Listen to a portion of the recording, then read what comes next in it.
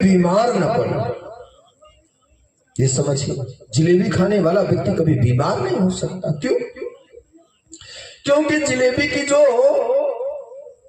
भदेली है, बर्तन है, भगोना है, उसमें जलेबी बनाने वाला कभी उसको साफ नहीं करता। ये जान लीजिएगा।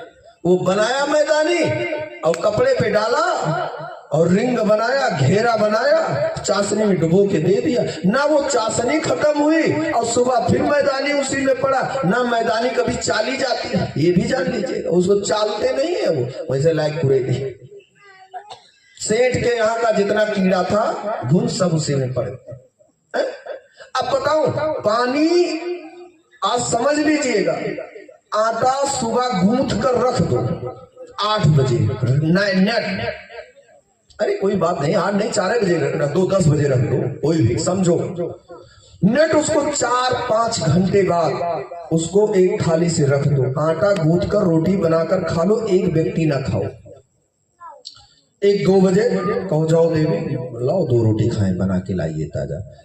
अब वो का रंग बदल जाएगा।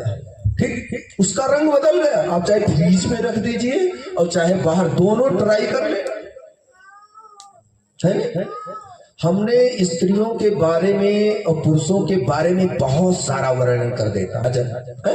एक कुआं है, कुआं से 10 साल पानी ना निकाली जाए और 10 साल बाद के रोही वर्ष में 1 बाल्टी निकाली जाएगी तो क्या बदबू देने लगेगा? रोज मंजन नहीं करोगे तो मुंह क्या देने लगेगा? बदबू देने लगेगा। रोज व्रत करोगे और खूब बोलोगे, सारा काम चलने लगेगा। और चाहे बंद करके मुंह बैठो, ज्यादा पानी नहीं पीते, खाने पीने फरार टाइम से नहीं कर पाते, भजन भी नहीं कर पाते, काम दौड़, मुंह से बास आना शुरू। जब बास का मतलब गर्मी है, बॉडी के अंदर का गर्मी बाहर मुख के द्वारा फेंकती है। इसी तरह गंध हो जाता है। और अगर जो लड़की, हमारी जो बहन बेटी सोचे कि मैं विवाह ना करूं तो 10 साल कुएं के जैसा पानी में बदबू देने लगता है, वैसे वो शरीर विनष्ट हो जाएगी, वो टिक नहीं सकता। क्यों? पहले समाधि लेना अनिवार्य था, क्यों? ऋतु धर्म नहीं आता था, मासिक नहीं आता था। ये इंद्र की श्राप के कारण। और जब से ये आने लगा, अगर विवाह आदि क्रिया नहीं होता तो परेशानियां हो जाएगी, कैंसर बन जाएगा, सूख जाएगा व्यक्ति। और एक बात कहूं, ऐसा सुलभ भी है, ऐसे सुलभ में स्त्री पुरुष को सबसे अधिक भजन करने से तेज रूपी वीर का चल जाता है, भजन से नष्ट हो जाता है, विनष्ट हो जाता है और भगवान की कृपा हो जाए। बोली बाल कृष्ण लाल की जय।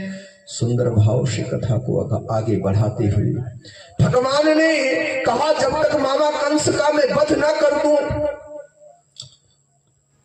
तो तब तक मैं शिला वस्त्र और चरण पादुका और मुकुट और अस्त्र शस्त्र ग्रहण नहीं करूंगा। 4 चीजों का परित्याग किया था। आगे सुनिए, उधर ब्राह्मण के 50 शस्त्र और इधर 50 कन्याएं गोपिंगनाएं यमुना जी में स्नान कर रही हैं। तो भगवान ने सबका चीरहरण किया और सबको ज्ञान दिया। कहानी वस्त्र यमुना जी में स्नान नहीं करना चाहिए। ज्ञान मिल गया गोपिंगनाओं को, उद्धार करा दिया, भगवान ने मुक्ति करा दिया। आगे चले, ये ब्राह्मण कहता है कि सब लोग को याद हुआ, गायत्री मंत्र वेद पाठ याद हुआ, भागवत गीता रामायण याद हुआ। सारे बच्चे खड़े होकर बोले, गुरु सब याद हो गया। 49 बच्चों को याद हो गया। 50वां जो बालक था वो हमेशा आगे रहता था, धीरे धीरे खसक कर पीछे हो गया। जब 1-2 महीने गुरुजी पूछे तो पीछे चला जाता। बोला तुम बताओ। बोलो गुरुजी हमको नहीं याद।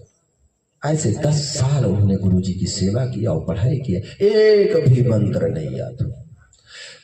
तो राजन, शरीर से अगर नहीं मंत्र आदि का भाव से, बहुत बड़ा भाव शरीर के अंदर हो तो हनुमान चालीसा का पाठ करोगे तो हनुमान जी की कृपा बनेगी। और जल्दी जल्दी पढ़ोगे तो कुछ मिलने वाला नहीं। मोबाइल से कोई भी मंत्र को दिन रात सुनो, 1 पैसा का नहीं। जब मुंह बना है तो मोबाइल से सुने काम हो तो मोबाइल लगाए जो महामृत्युंजय और कुलापन धैर्य बटोर कर 7 दिन हुए महामृत्युंजय पाठ कराओ मोबाइल से। देखी पचिया वो लोग बच जाते हैं ना, सुने होंगे, बहुत पूजा कराए।